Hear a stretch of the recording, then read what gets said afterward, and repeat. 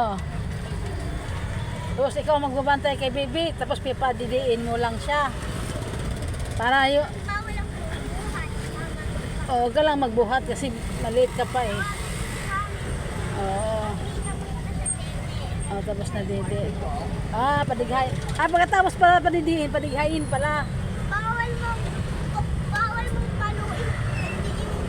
Hindi dapat ganun pang dighay, bubuhatin mo lang. Oh. Bawal ang paluin. Ah.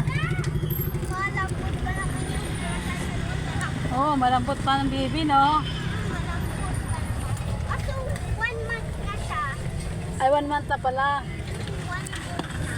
Oo. Tapos, babantayan mo yung kapatid mo. Ayun, oh, magbabay ka, oh. Siyempre, hindi ko nakita. Lapit-lapit ko, Angel.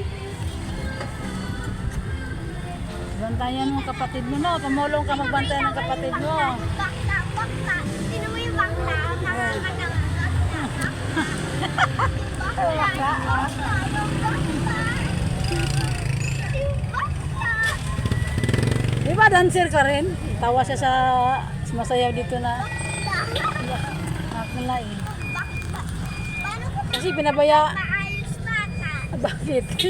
Pinabayaan na kasi siya ng magulang niya. Kasi hawakan mo kasi ay. Okay na nga.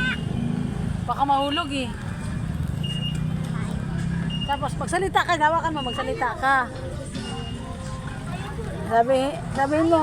Sabihin mo guys, ako ang mag-alaga sa aking kapatid. Siya ngayon ay 1 month na. Ako yung magpapatulog at magpadidi. Tapos sabihin ko kay mama na padighayin na ang baby. Ang kapatid ko. Di ba yan ang ginagawa mo? Huwag nang paluin. Ah, wag daw paluin at saka malambot kasi yung ulo kasi baby pa nga. Kakapanganak lang ng Ito. ano niya eh. Angel!